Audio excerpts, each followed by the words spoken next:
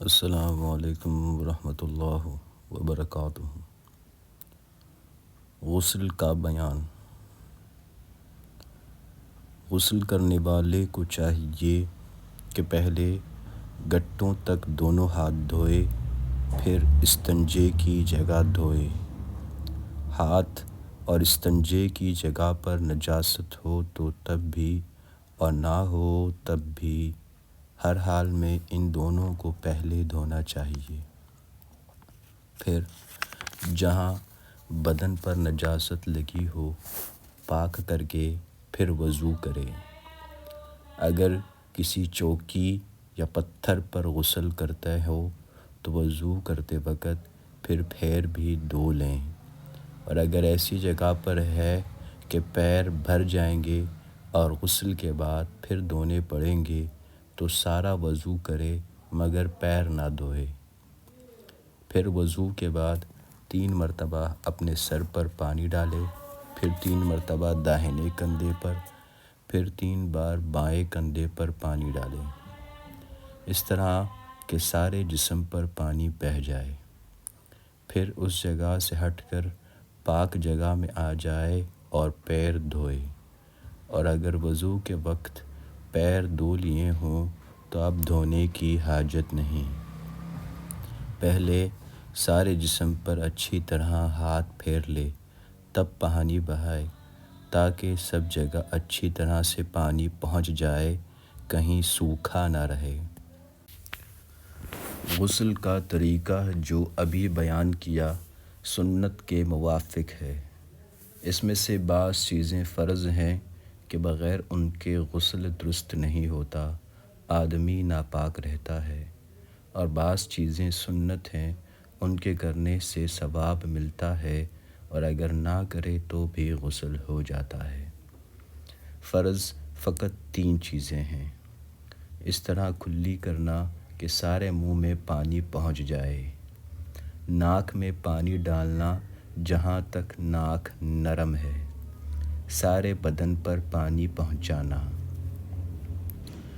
غسل کرتے وقت قبلہ کی طرف منہ نہ کریں، اور پانی بہت زیادہ نہ پھینکے اور نہ بہت کم لے کہ اچھی طرح غسل نہ کر سکے، اور ایسی جگہ غسل کرے کہ اسے کوئی نہ دیکھے، اور غسل کرتے وقت باتیں نہ کریں، یہاں تک کہ اگر وضو کرتے وقت پیر نہ دھوئے ہوں تو غسل کی جگہ سے ہٹ کر پہلے اپنا بدن ڈھکے پھر دونوں پیر دھوئے۔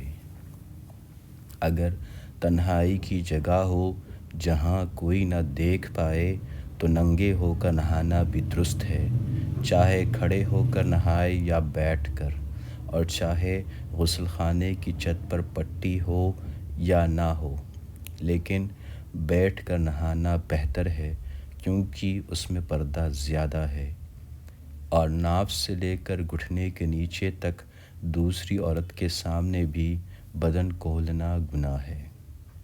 اکثر عورتیں دوسری عورت کے سامنے بالکل ننگی ہو کر نہاتی ہیں، یہ بڑی بری اور بے غیرتی کی بات ہے۔ جب سارے بدن پر پانی خوب پڑ جائے اور کلی کرے اور ناک میں پانی ڈالے تو غسل ہو جائے گا، چاہے غسل کرنے کا ارادہ ہو چاہے نہ ہو۔ تو اگر پانی برستے میں ٹھنڈی ہونے کی غرض سے کھڑے ہو گئے یا حوض وغیرہ میں گر پڑے اور سب بدن بھیگ گیا اور کلی بھی کر لی اور ناک میں پانی بھی ڈال لیا تو غسل ہو گیا۔ اسی طرح غسل کرتے وقت کلمہ پڑھنا یا پڑھ کر پانی دم کرنا بھی ضروری نہیں، چاہے کلمہ پڑھے یا نہ پڑھے، ہر حال میں آدمی پاک ہو جاتا ہے، بلکہ نہاتے وقت کلمہ یا کوئی اور دعا نہ پڑھنا بہتر ہے، اس وقت کچھ نہ پڑھے۔ اگر بدن بھر میں بال برابر بھی کوئی جگہ سوکھی رہ جائے گی تو غسل نہ ہوگا۔ اسی طرح اگر غسل کرتے وقت کلی کرنا بھول گئے یا ناک میں پانی نہیں ڈالا تو بھی غسل نہیں ہوا۔ اگر غسل کے بعد یاد آئے کہ فلانی جگہ خشک رہ گئی ہے تو پھر سے نہانا واجب نہیں، بلکہ جہاں سوکھا رہ گیا تھا اسی کو دھو لے۔ لیکن فقط ہاتھ پھیر لینا کافی نہیں ہے، بلکہ تھوڑا سا پانی لے کر اس جگہ بہا لینا چاہیے۔ اور اگر کلی کرنا بھول گئے ہو تو اب کلی کر لے۔ اگر ناک میں پانی نہ ڈالا ہو تو اب ڈال لے۔ غرض یہ کہ جو چیز رہ گئی ہو اب اس کو کر لے، نئے سرے سے غسل کرنے کی ضرورت نہیں۔ اگر کسی بیماری کی وجہ سے سر پر پانی ڈالنا نقصان کرے تو سر چھوڑ کر اور سارا بدن دھو لے، تب بھی غسل درست ہو گیا۔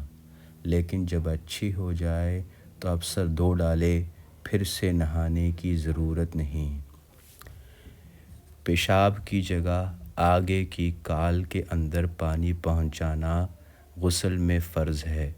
اگر پانی نہ پہنچے گا تو غسل نہ ہوگا۔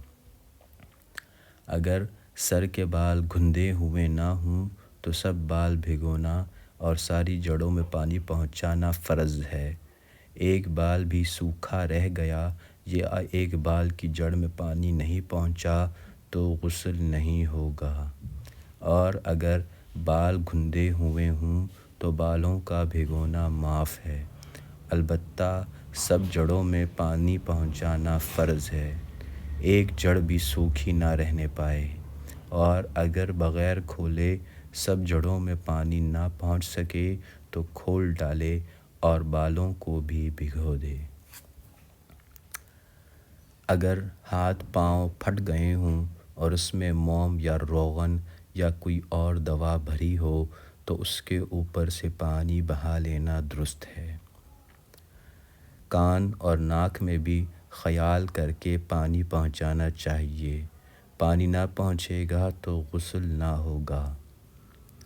نہاتے وقت کلی نہیں کی لیکن منہ بھر کے پانی پی لیا کہ سارے منہ میں پانی پہنچ گیا تو بھی غسل ہو گیا، کیونکہ مطلب تو سارے منہ میں پانی پہنچ جانے سے ہے، کلی کرے یا نہ کرے۔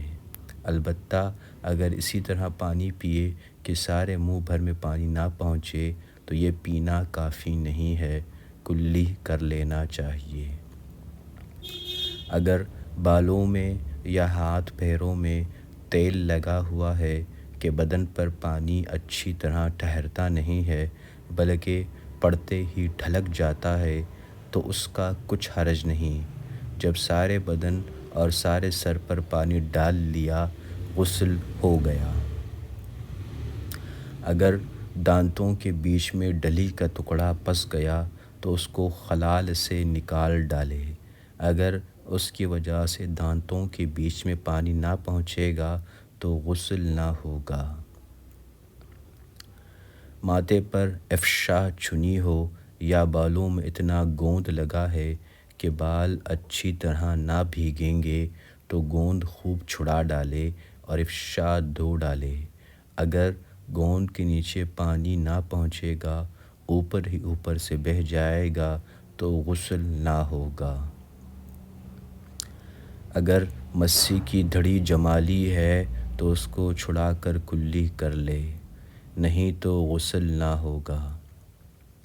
کسی کی آنکھیں دکھتی ہیں اس لیے اس کی آنکھوں سے کیچڑ بہت نکلا اور ایسا سوکھ گیا کہ اگر اس کو نہ چھڑائے گئے تو اس کے نیچے آنکھ کے کنویں پر پانی نہ پہنچے گا تو اس کو چھڑا ڈالنا واجب ہے، بے اس کے چھڑائے نہ وضو درست ہے نہ غسل۔